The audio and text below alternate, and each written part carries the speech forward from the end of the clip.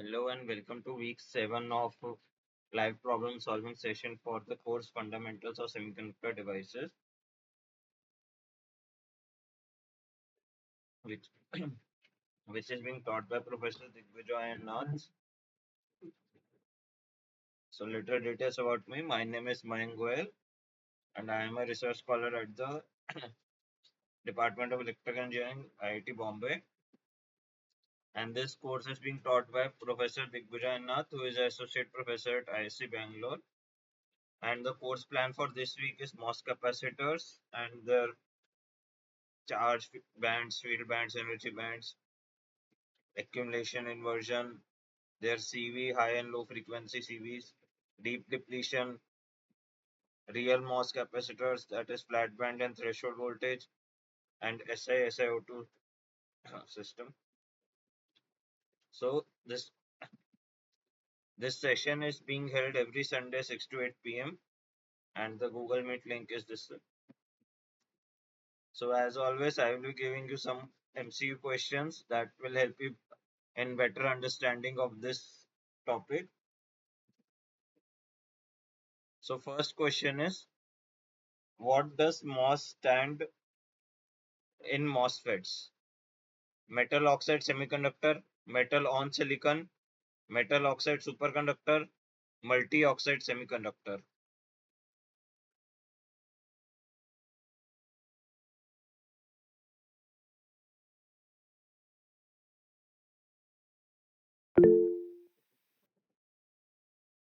That is right.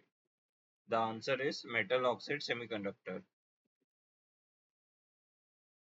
Second question. In a typical MOS capacitor structure, which capacitor is most commonly used as the insulating layer? Silicon nitride, silicon dioxide, aluminum oxide, polycrystalline silicon.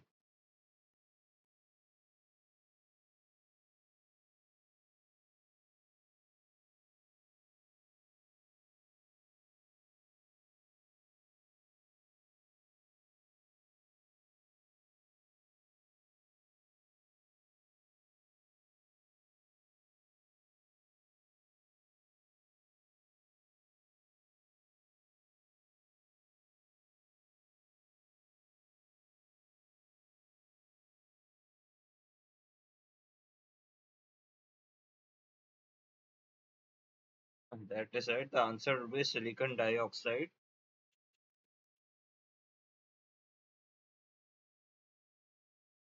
In an ideal MOS capacitor at equilibrium with no applied gate voltage, what is the relation between the metal and the semiconductor Fermi levels?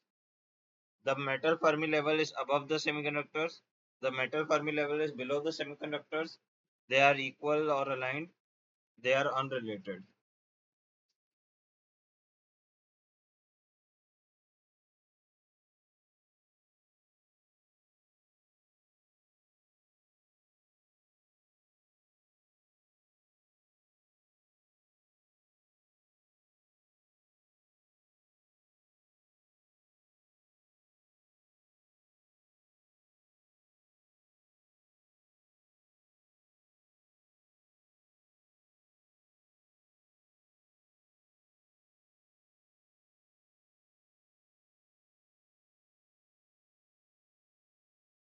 The answer is they are equal or aligned. So in ideal case, the the metal work function and the semiconductor Fermi level are at the same level so that there is no band bending when they join.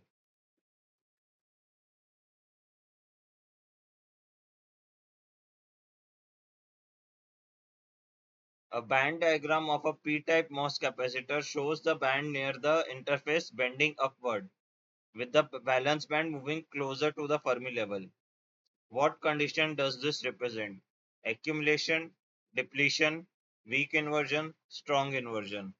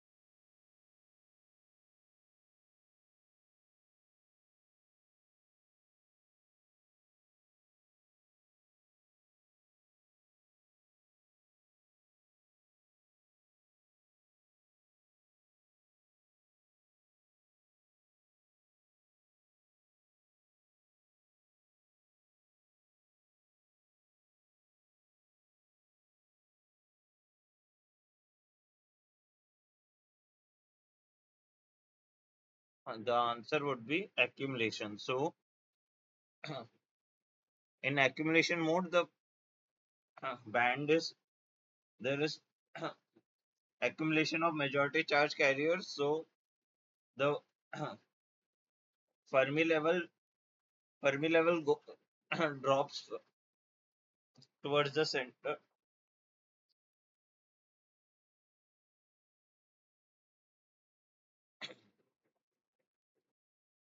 So for a P-type MOS capacitor, the Fermi level, the band will act more P-type, which means the Fermi level will go closer to the valence band, or the valence band will go closer to the Fermi level.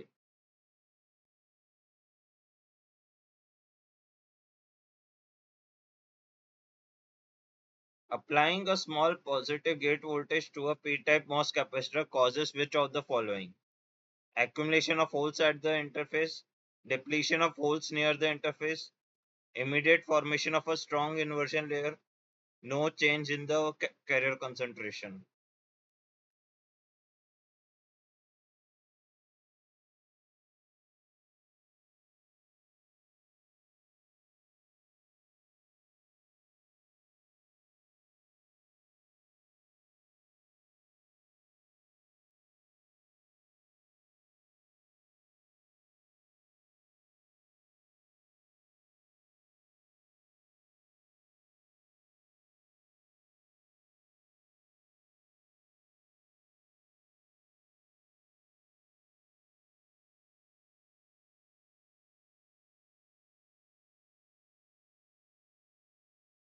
So the answer to this would be depletion of holes near the interface.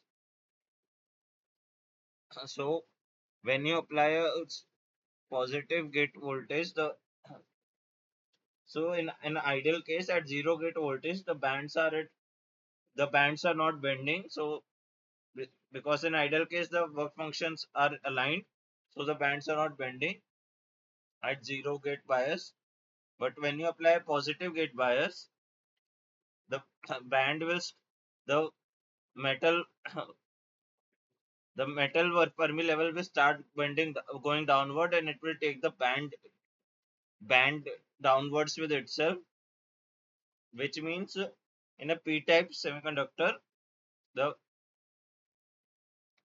the bands will the valence band will start going farther away from the Fermi level, which means it is becoming less and less p-type, which means the near the surface holes are getting depleted. Next question. Weak inversion in a MOS capacitor is characterized by the conduction band being far below the Fermi level, the intrinsic level EI just reaching the mid gap at the surface, the valence band aligning with the Fermi level, flat energy bands throughout the semiconductor.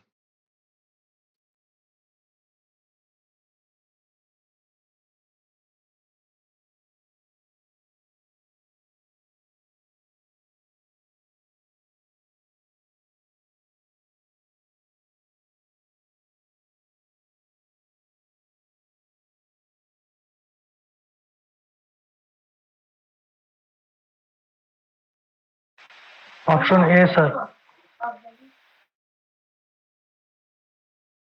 The correct answer is option B. So, so you said option A, which is conduction band being far below the Fermi level. In you, if conduction band is below the Fermi level, that means Fermi level is outside your band gap, and in that case, it is not acting as a semiconductor. It is acting like a metal. So your Fermi level can't go outside your outside your band gap.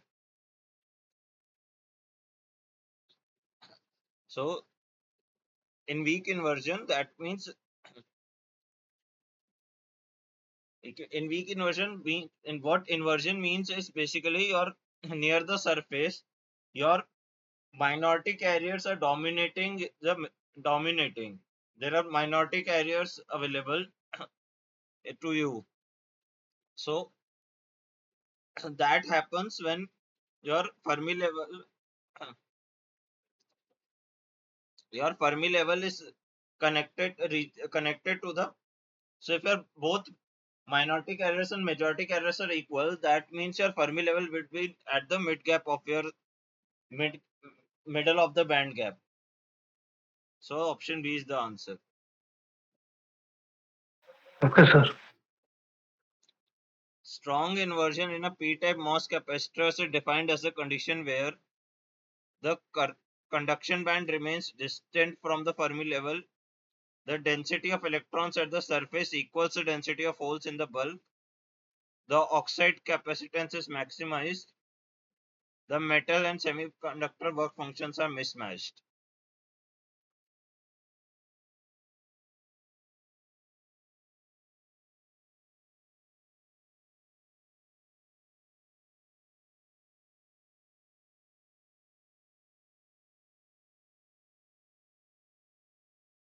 D, sir.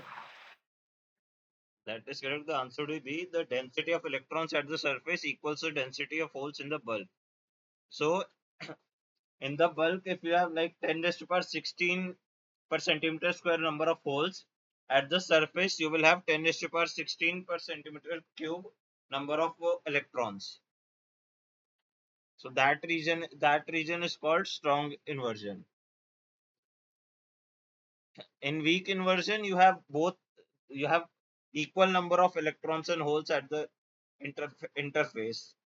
Here, the minority carriers have become major are have overcome the majority carriers.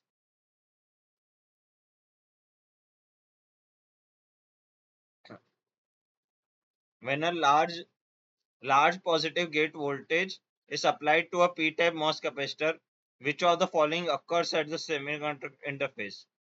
The Fermi level moves deeper into the valence band. The conduction band approaches the Fermi level, leading to formation of an inversion layer. The band bending is completely eliminated. The oxide layer becomes conductive.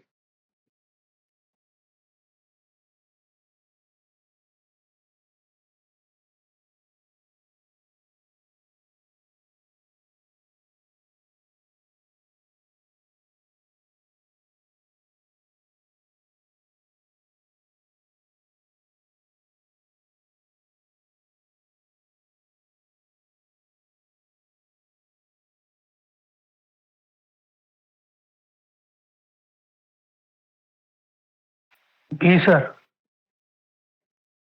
That is correct.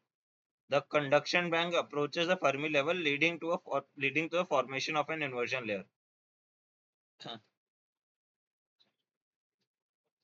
But you see this D part, the oxide layer becomes conductive. That can also be a possible answer if your gate voltage is extremely high. So what happens if the gate voltage is extremely high?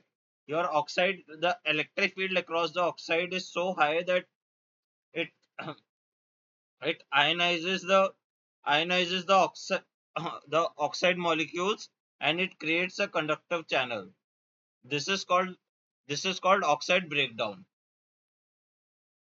But it depends on your it depends on your oxide quality and thickness. Usually it's a very high number, the voltage needed for breakdown. In a p-type semiconductor, the parameter phi f is defined as ec minus ei minus ef minus ev, ec minus ef.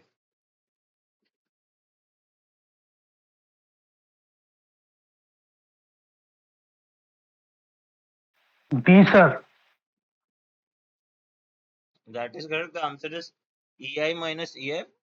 So pi f means your Fermi potential, which is the difference between your mid gap and your the difference between mid gap and your Fermi level.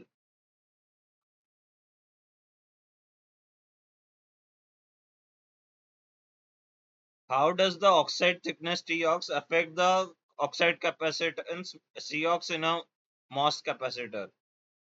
Thicker oxide yields a higher capacitance. Thicker oxide yields a lower capacitance. Oxide thickness has no effect on Capacitance, oxide capacitance depends only on the metal properties.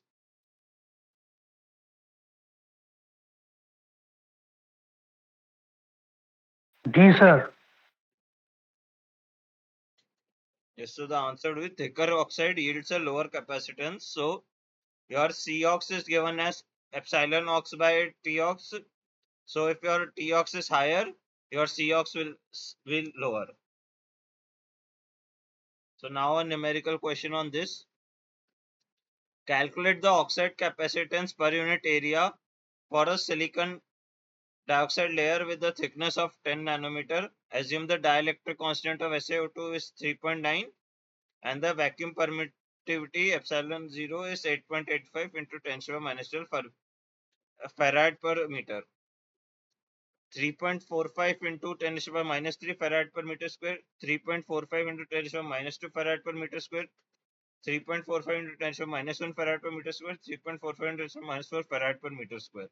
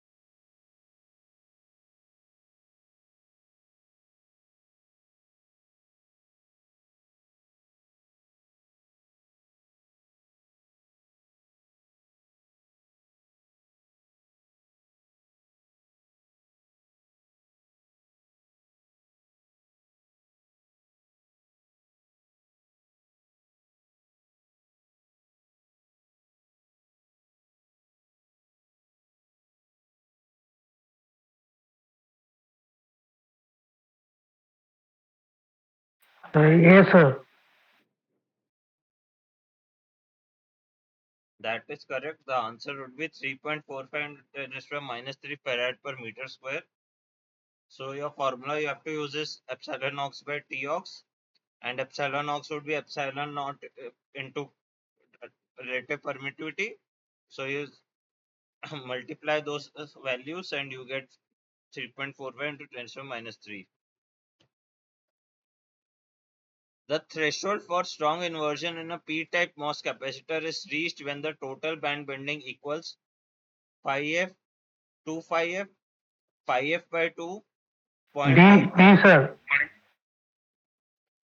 That is correct. The answer would be 2 5f. So if the band bending is 2 5f, your Fermi potential will go from 5f to minus 5f. The change in Fermi potential is 2 5f. So your Fermi potential earlier was 5f, now it's minus 5f.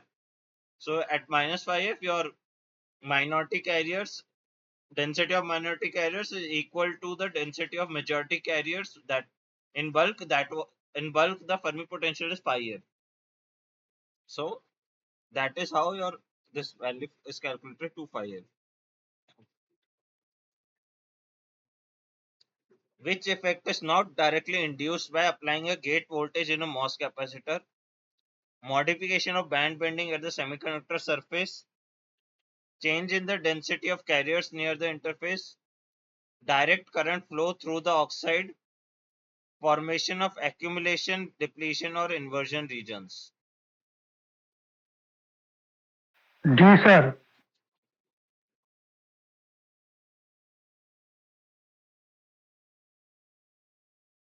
The answer would be C, direct current flow through the oxide. So the oxide is acting like an insulator, so it is not allowing any current flow. So there is no current flow through the oxide. Your band is bent. your ba- when you apply gate voltage, you are causing band to bend at the semiconductor interface surface, and due to band bending, your density of carriers is also changing. That is how you are getting these accumulation, depletion, and inversion regions.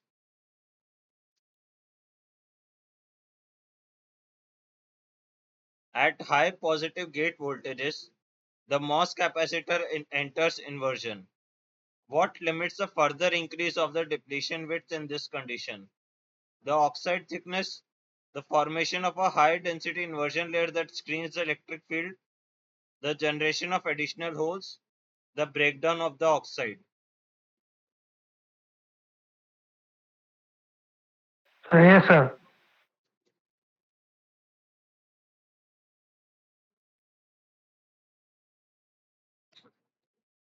So the answer to this is B, the formation of a high density inversion layer that screens the electric field.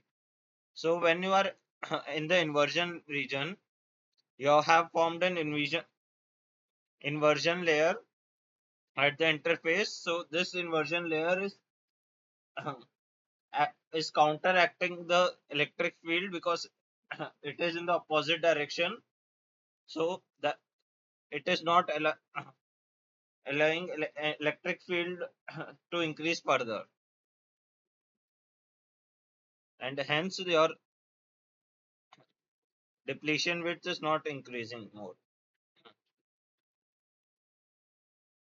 Your oxide thickness will change the gate voltage required for inversion. It won't stop. It is not directly the reason for further increase of limiting or further increase of depletion widths.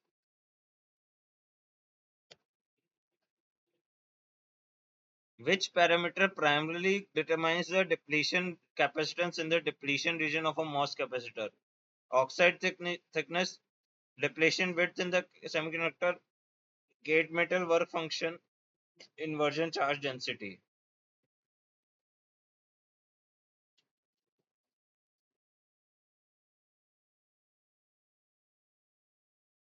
C, sir. That is correct. The answer would be depletion width in the semiconductor. So your depletion capacitance is basically your semiconductor permittivity divided by your depletion width. So change in depletion width will change your depletion capacitance. And we just studied that depletion width does not change in inversion. Hence, you will see that hence your depletion capacitance is also constant in inversion, and therefore the effective capacitance is constant. Under high frequency AC measurements in inversion, why does the MOS capacitance remain low? Because the oxide capacitance dominates, because minority carriers cannot respond quickly to the AC signal, because the depletion region disappears, because the inversion layer is enhanced.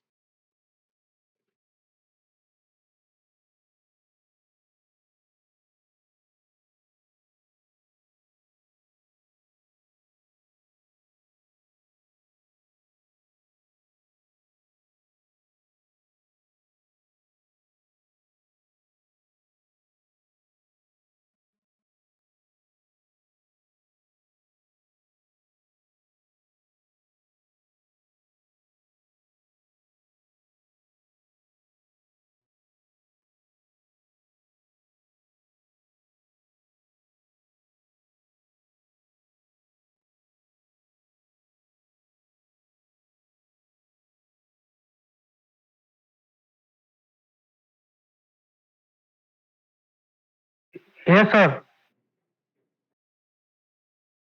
The answer would be B, because minority carriers cannot respond quickly to the inversion AC signal. So your since minority carriers have slow response. So at high frequency, they are not able to respond very quickly to your to your capacitance. So they won't. So your capacitance acts like it's still in depletion. Hence, your MOS capacitance remains low and does not increase, as in the case in low frequency AC measurements.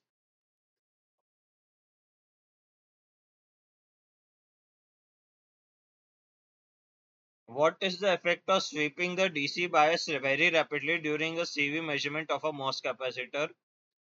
It allows full formation of the inversion layer. It results in deep depletions in inversion charge cannot form quickly. It increases the oxide capacitance. It eliminates the depletion region.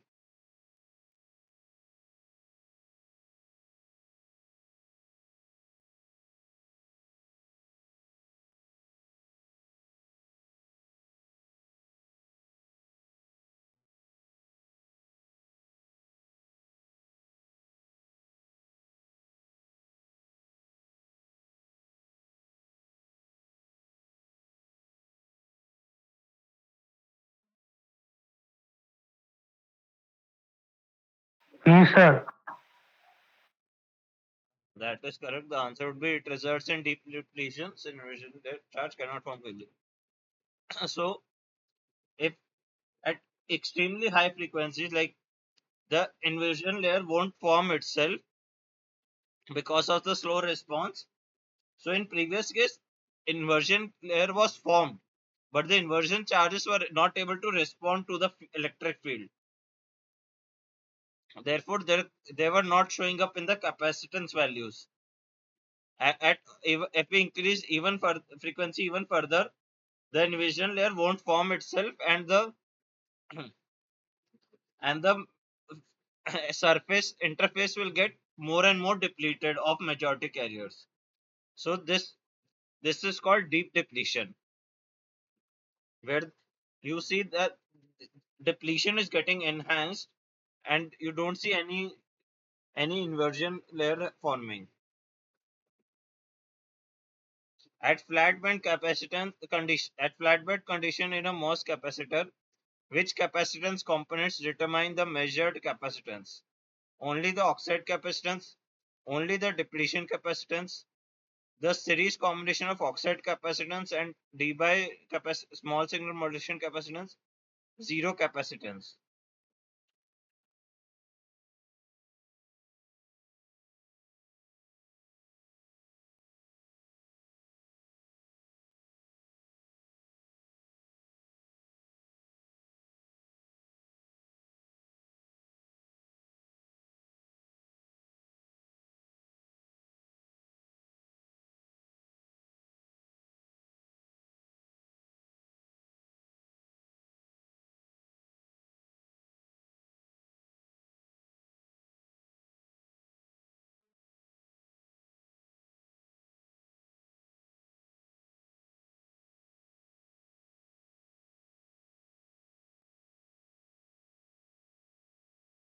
B, sir.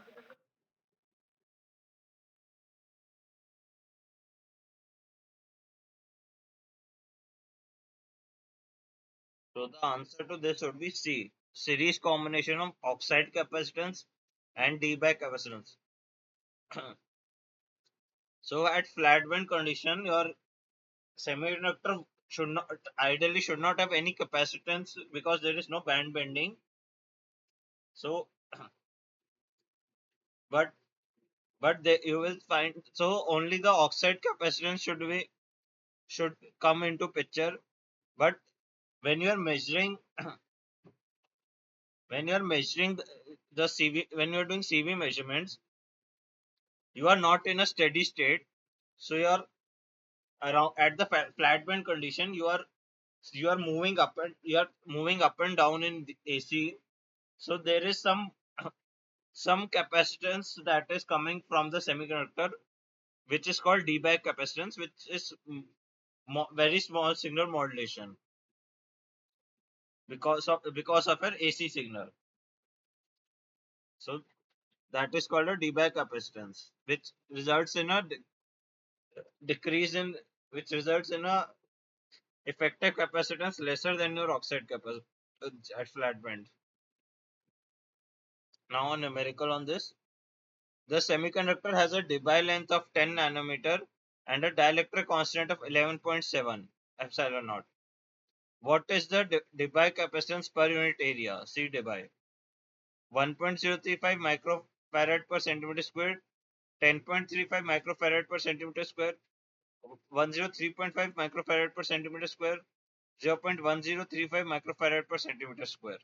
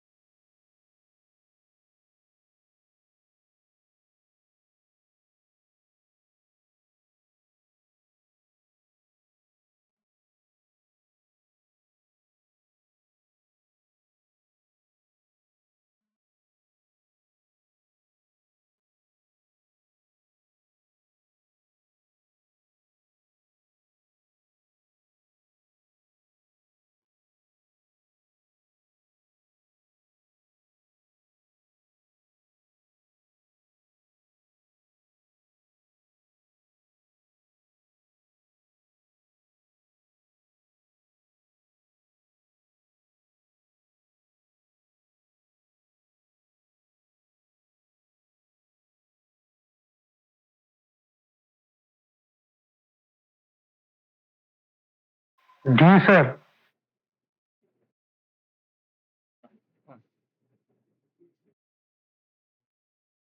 So the answer to this would be actually A.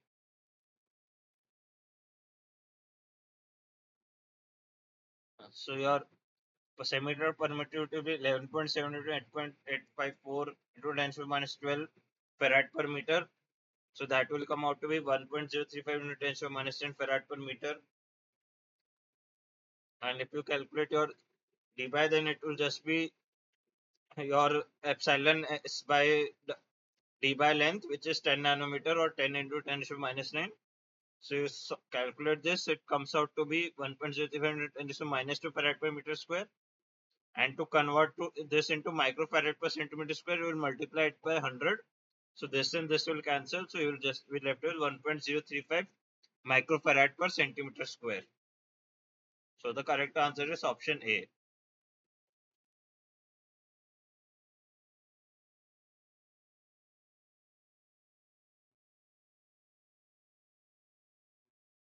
Next question. A MOS capacitor under high frequency conditions shows a minimum capacitance of 0.8 into 10 to the minus 3 farad per meter square.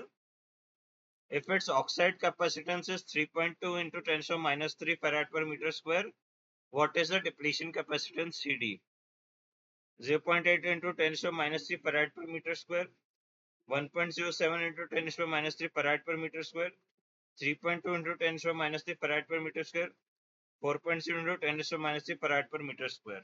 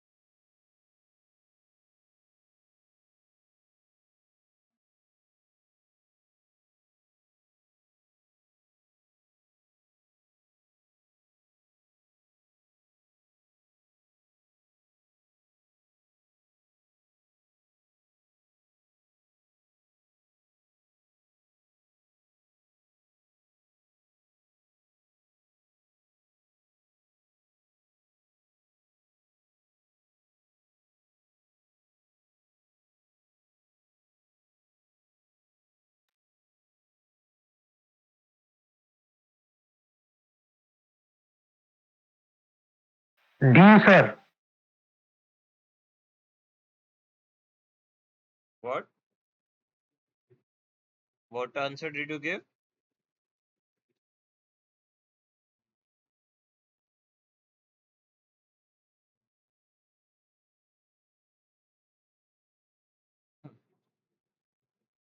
D, So the answer sir. answer to this would be 1.07 into 10 to the minus 3 farad per meter square.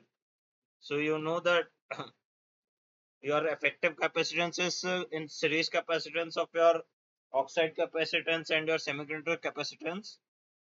So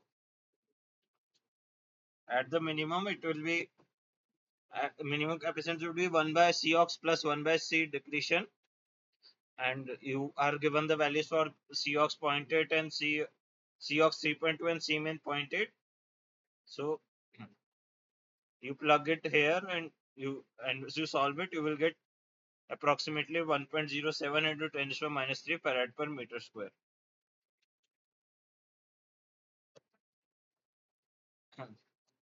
What is the Fermi potential phi f for a p-type MOS capacitor with Na equals to 1 into 10 per 16 per centimeter cube, Ni is 1.5 into 10 per 10 per centimeter cube, and Kt by Q is 0.026 volts, 0.15 volts, Sir, 0.05 D. volts, Option B.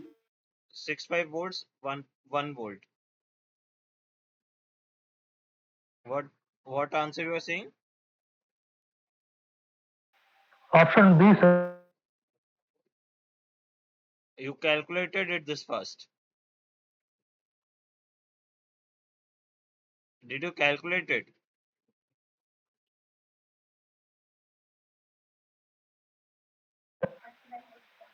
Previous, sir. So the answer would be 0.35 volts. So the formula you have to use is Kt by Q ln Na by Ni. Na by Ni you get ln Na by Ni is 13.41. Kt by Q you are given 0.026. You multiply that and you will get 0.35 volts.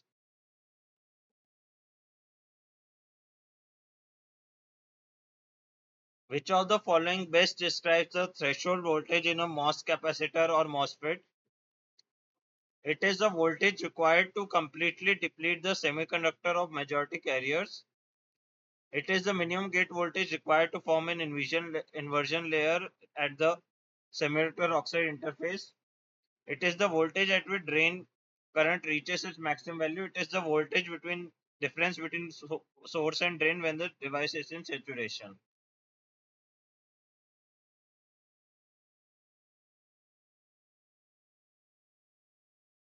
Sir, option D, sir. Is the answer would be it is the minimum gate voltage required to form an inversion layer at the semiconductor oxide interface.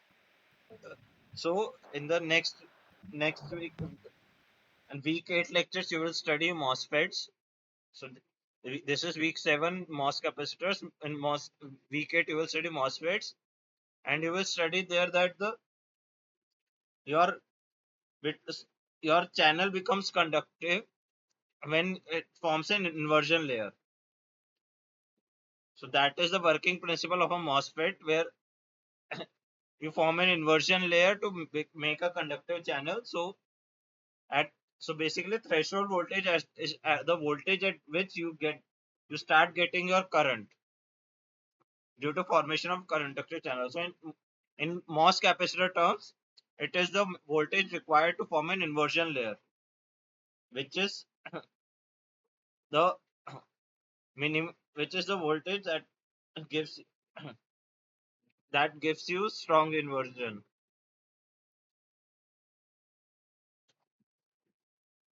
Which of the following expressions correctly represents the threshold voltage Vt for an ideal MOS capacitor? Vt equals to 2 phi f plus Qd max by Cox. Vt equals to 5 ms plus 2 phi f plus Qd max by Cox. Vt equals to 5 ms plus phi f plus Qt max by Cox. Vt equals to 5 ms plus 2 phi f minus Qd max by Cox.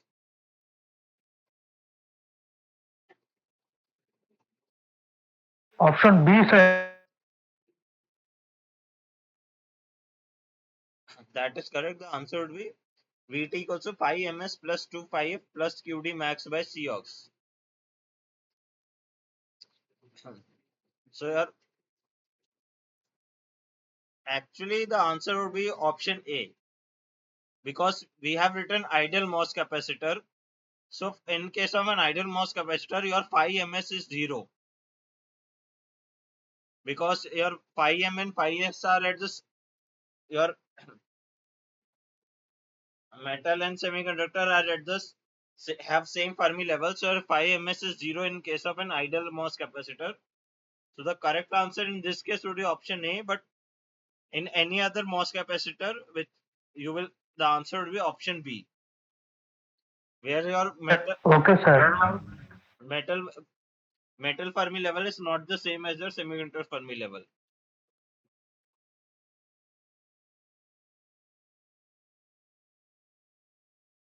If the oxide thickness is reduced while all other parameters remain constant, what is the expected effect on threshold voltage Vt? Vt increases, Vt decreases, Vt remains unchanged, Vt becomes 0.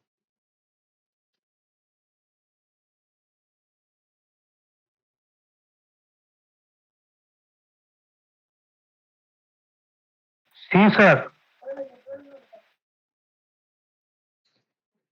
The answer would be Vt decreases. So we just saw in the formula, it is Vt is plus Qd max by Cox.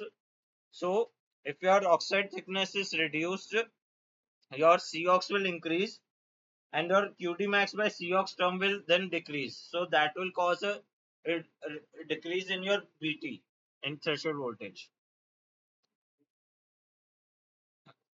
How do interface traps and fixed oxide charges affect the threshold voltage in a MOS capacitor? They increase the oxide capacitance, they affect the they shift the threshold voltage, they have no impact on threshold voltage, they solely affect the inversion charge density.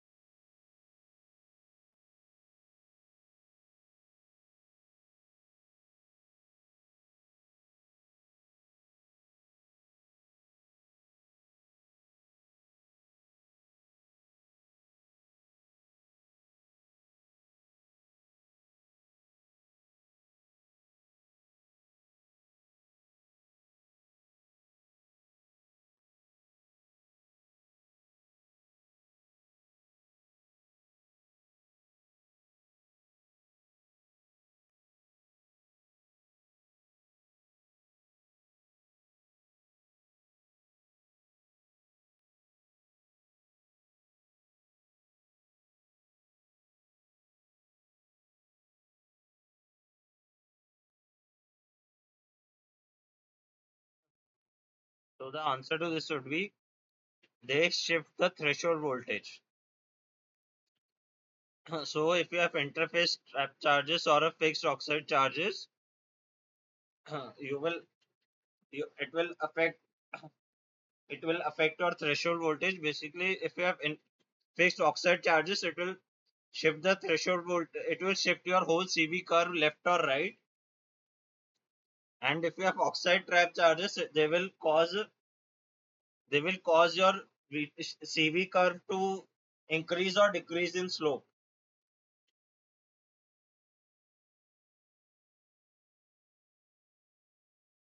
Mr. Yes. How how it look like this, sir? How what? It look like this. How it looks, uh, the picture, sir. Yeah. So assume this is your CV curve. So if you have oxide charges, your CV curve would look something like this or something like this.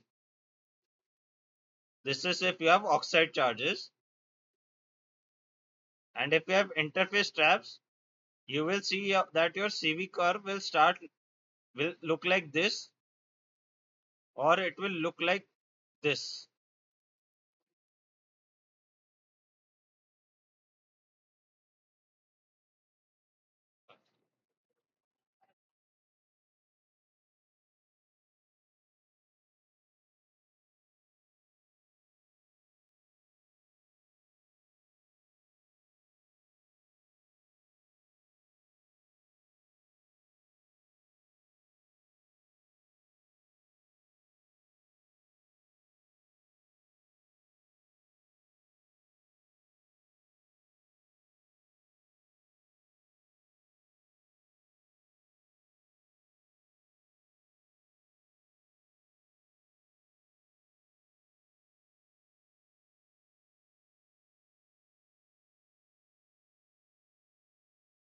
So this is in the case for oxide charges. Your your CV curves looks exactly the same. It's just shifted to the left or to the right, depending on the if it's positive oxide charges or negative oxide charges. Similarly, in the case of interface traps, so you see this slope here, right? Your depletion region slope, it changes in case of interface traps. So in the case of interface traps, it will start look like either this or it will look like this. Basically, it will start looking like this or this. So at the, in case of interface traps, your flat band voltage does not change. Your flat band voltage is same, but it will shift your this in threshold voltage. In the case of oxide charges, Okay, sir. your threshold voltage, flat band voltage, Thank everything will change. thank you, sir. So in a real CV curve, you have both oxide charges and and interface traps. So your real CV curve would look like a combination of both. Like it can look something like this. So you see your how both slope is affected as well as your it is shifted. So your real CV curve can look like this, whereas your ideal CV curve will be like this.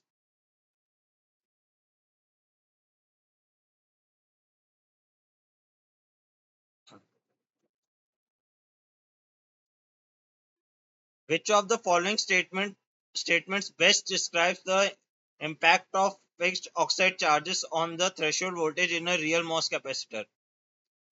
They increase VTH by adding extra positive charge. They decrease VTH by adding extra negative charge. they shift VTH by minus QOX by COX, they have no effect on VTH.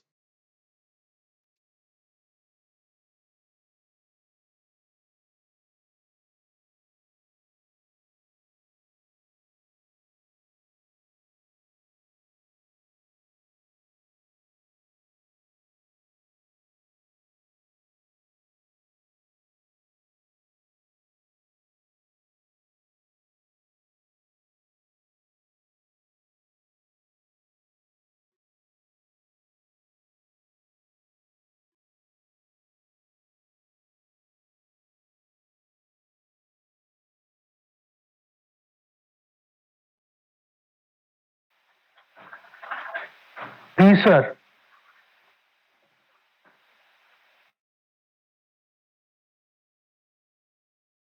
Sorry, sir. A, sir. No, the answer would be C. They shift VTH by minus QOX by COX. So if you have negative charges, your VTH will increase. And if you have positive charges, your VTH will decrease. So that means in case of negative oxide charges, your VTH will be shifted to the right. In case of positive oxide charges, it will be shifted to the left. Like in this case, so this one is for negative oxide charges and this one is for positive oxide charges.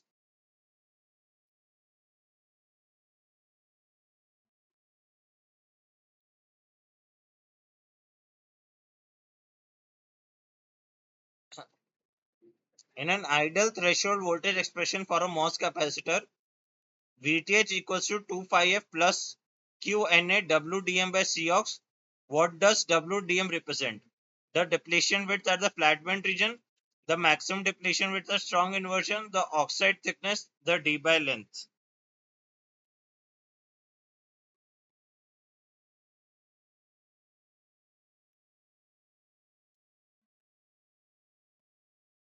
So basically, your expression, your QD max expression, you can write as at QNA WDM.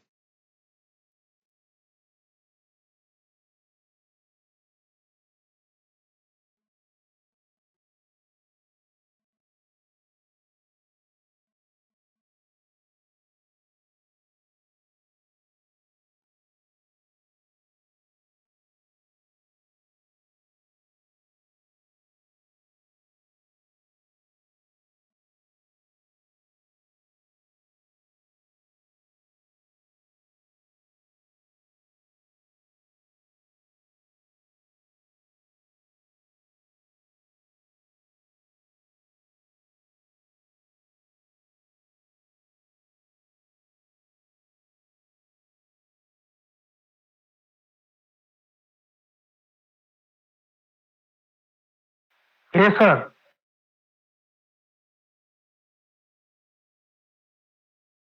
Now the answer would be B, the maximum depletion width at strong inversion. So it is so your threshold voltage defined at when your strong inversion starts. That the minimum gate voltage at which your device is in strong inversion. So that it gives the and at strong inversion your depletion width does not increase further. So this is the maximum depletion width you will get at your strong inversion, and it that is how it is corresponding to your QD max. That is the maximum charge at maximum depletion charge.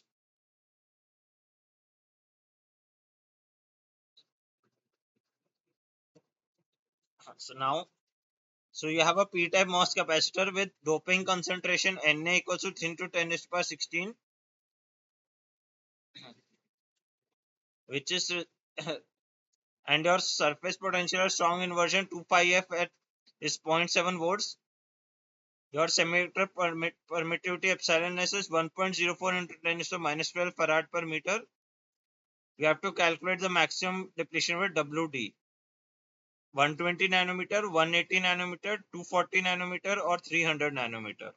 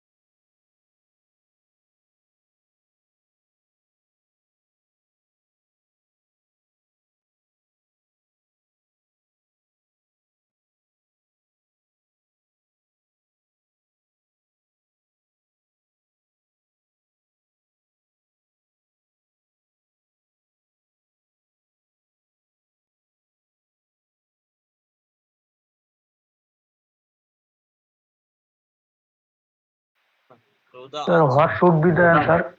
yeah, so the answer to this would be 180 nanometer. So the formula for depletion width is 2 epsilon s 2 phi f by q na. So you put all these values you have been given in the question, you put them here, and you will get around 174 nanometer, which is approximately 180 nanometer. So now you see the max depletion width formula 2 epsilon s 2 pi f by q na. So that if you put here, so you will you can change this WTH formula into something like this. WTH equals to 5 ms plus 2 pi f plus under root 2 q epsilon s na 2 pi f by cox. Now you see that this formula is completely dependent on physical parameters. 5 ms you can calculate from your Fermi level of semiconductor in metal. 5f you can calculate from a Fermi level. Na you can calculate from doping. Epsilon s by dielectric constant. Cox by oxide thickness and dielectric constant. So all of these are based on physical parameters. So now if I give you physical parameters of the MOS capacitor, you should be able to calculate your threshold voltage. So here I am giving you a MOS capacitor is fabricated on a p-type silicon substrate where acceptor concentration is Na equals to 1 into 10 to the 16 per centimeter cube. Your intrinsic carrier concentration Ni is 1.5 into 10 to the 10 per centimeter cube. Thermal voltage is KT by Q equals to 0.02 volts, which is the value for 300 Kelvin temperature.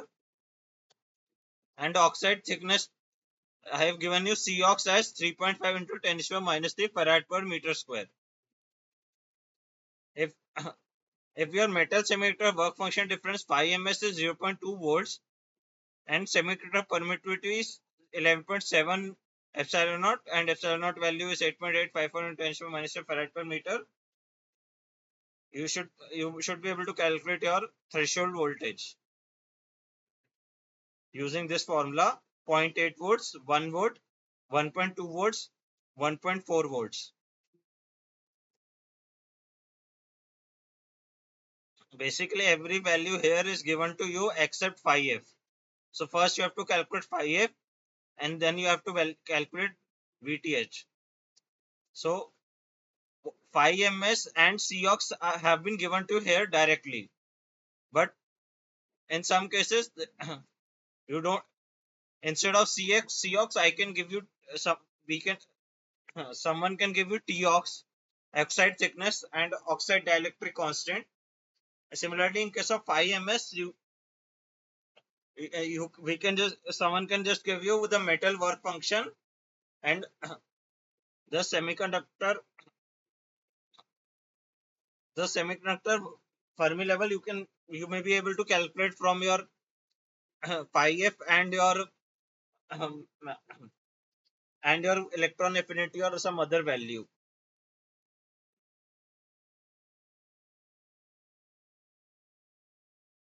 So in this case, you just have to calculate phi f using the values given here, and then you have to calculate VTH.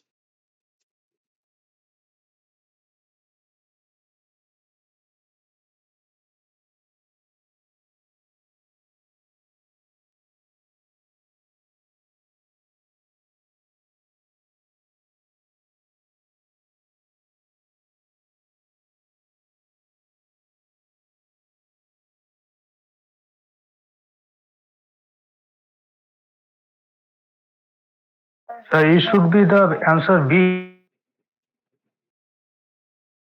What? Option B, sir. Yes, so the answer here would be B, 1 volts. So first you have to calculate Fermi potential, which is kT by Q ln Na by Ni. So solve these, you will get 0.35 volts and 2πf will then be 0.7 volts. So then you calculate this 2q epsilon as Na into 2πf. which will get around 2.324 into 10 to the minus 7, and you square root them, it will be 4.8 into 10 to the 10 to the minus 4. And then you calculate this upon Cox 0.138. Then you put everything together, you will get around 1.04 volts, which is approximately 1 volt.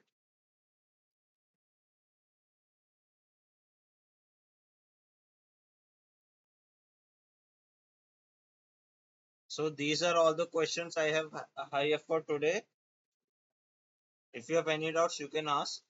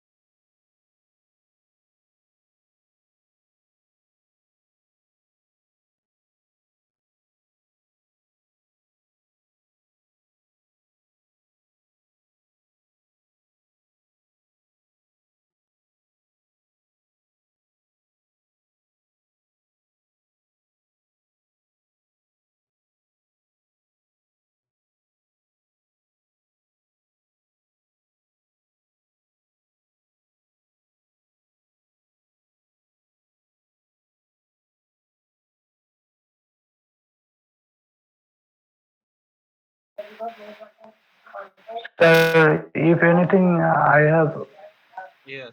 if anything question I have, then Yes. I will repeat you in for next class. What? If anything, I want to ask you question. Yes. Uh, I will uh, later Yes, you can ask me in the next class also. next class.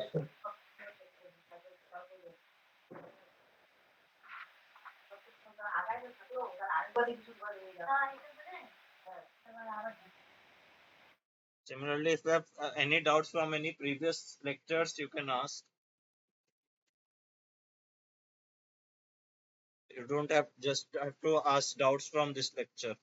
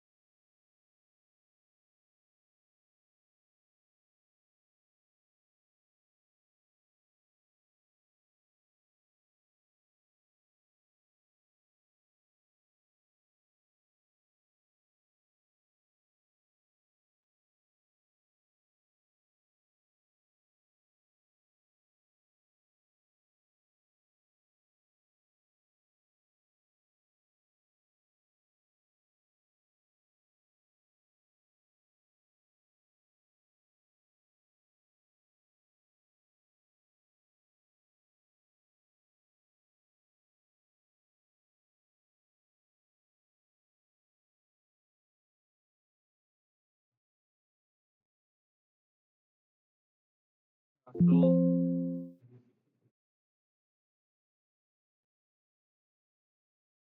uh, are you asking this question for solar cells?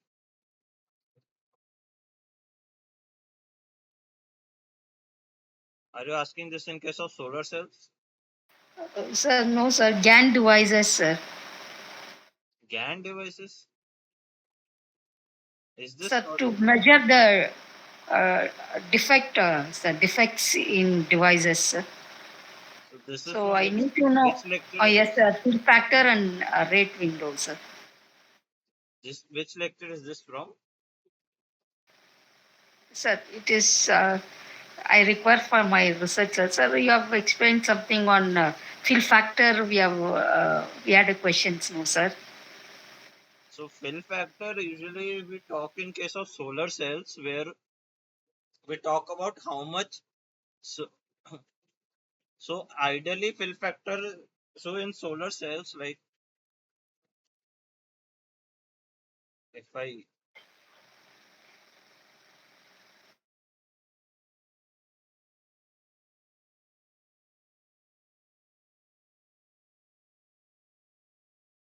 so if I plot this, so the IV for solar cell, so it usually comes like this.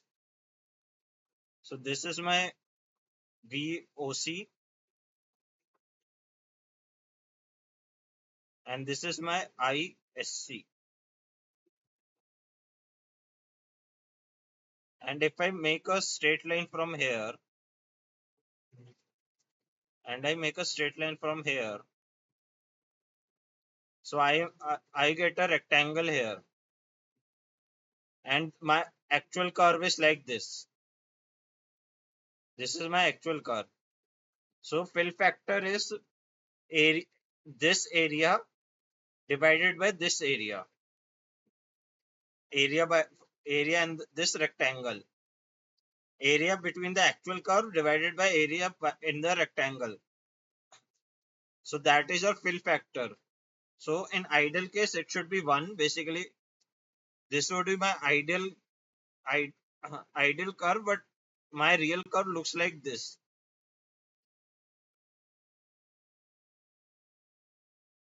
So this is fill factor in case of solar cells.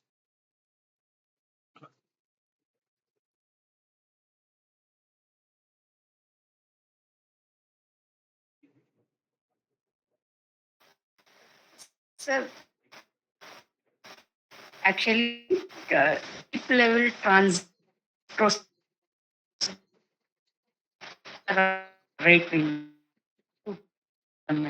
You can type So there I'm having some difficulty in selecting this. what? You can type also.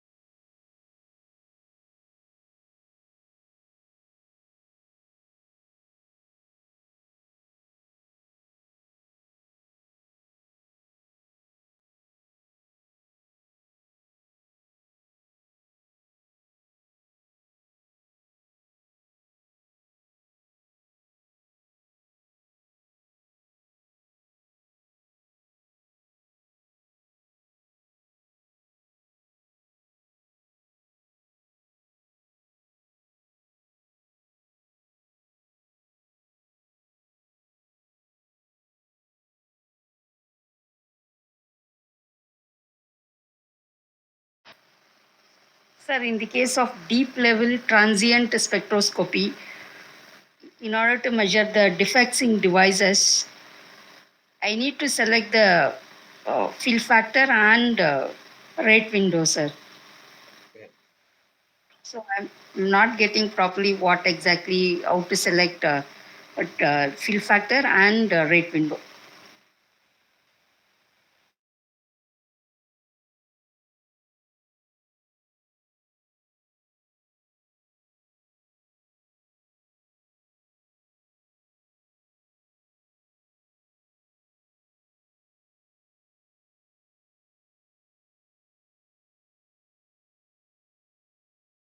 So if I'm I'm reading this on the Google and Wikipedia. So it says that your rate window is something that it's dependent on your hardware. So it's a frequency multiplied by a constant that is determined by the hardware that by the equipment that you are using, and you select the rate window to select an emission rate. So if your emission if an emission rate is of any defect is equal to your rate window, you will see a peak appear in your spectrum. So by selecting different rate windows, you can select different peaks. That means each peaks it is trying to give out some emissions. That means we are having the electron trap or hole trap. Yes. So that correspond to that emission corresponds to that peak. Is it right, sir? Yes. So each trap would have a particular emission rate. Yes. Yeah, okay, yes, sir.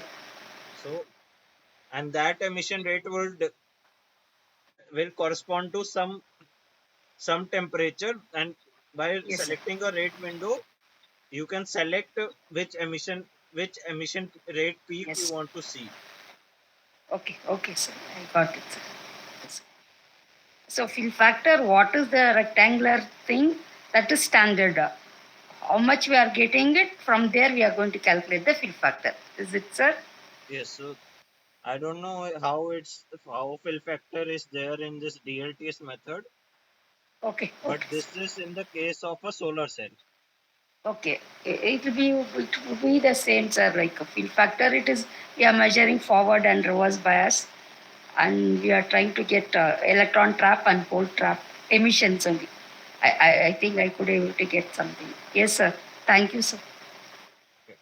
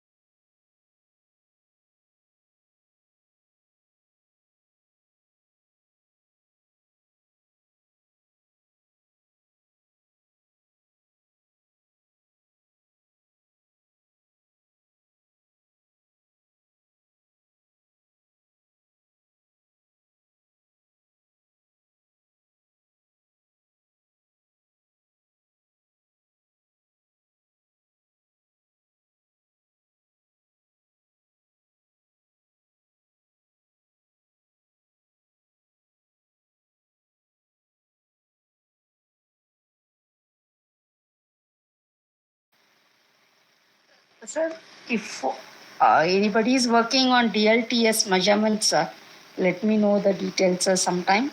If you have any contact regarding the measurement. I Okay, don't sir. know. I have heard of this technique today only. So it is used to measure the defects in devices. Actually, I'm working on GAN devices, sir. Okay. So I would like to measure what is the change, the defects, as well as the capacitance changes. Oh. So to analyze the defects, I need to do this deep level transient spectroscopy. Using that, we are going to see the traps, like it is the traps are due to electrons or due to holes, due to which we are going to get the emissions. So for that, I need to select the rate window and fill factor. I have read only theory only, sir. So experimentally, I have to see how exactly I can select these fill factor and tap windows in order to analyze the defects in devices. So So that can be, you have the instrument experimental sorry, instrument with you. it's in IIC Bangalore, sir. So there you will do these measurements. Oh, yes, sir. Yes, so the operator will be able to explain to you there. Sir, actually, a research scholar has completed his PhD and left, sir. Somebody else is there. So I need to give some values. Then only they can assist. Okay, okay. Oh, so now I am little. I have read, but still experimentally, I need still more clarification to carry out for take it forward. Okay, so Okay. I Okay, so thank you. I have worked first time this method. We don't work Okay. with defects. But fill factor you are using it, no, sir. Then it has be same. Any those that fill No, no. factor. I don't work in solar cells. Okay. My work is in 2D materials, so there we don't Okay. use all these methods. Okay. Okay, sir. But any measurements, the fill factor definition or how you extract it will be the same. Means more or less it will be the same. Okay, sir. So if I know after the measurement, maybe if I know it, I will explain sometimes. Okay, thank Okay, you. sir. Thank you, sir. Thank you.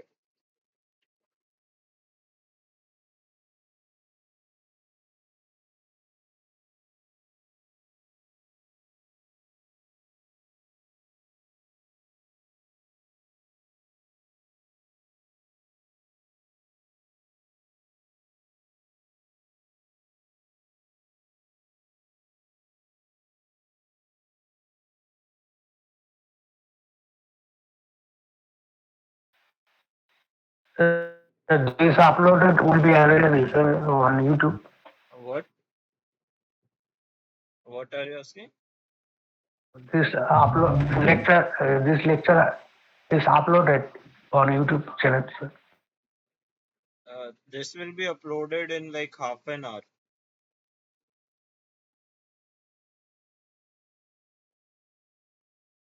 On YouTube, it will come in like half an hour.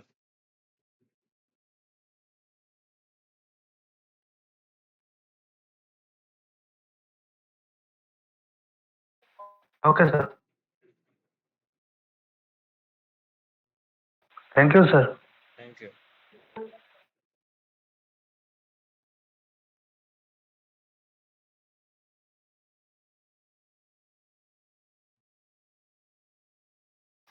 Thank you, sir. Thank you.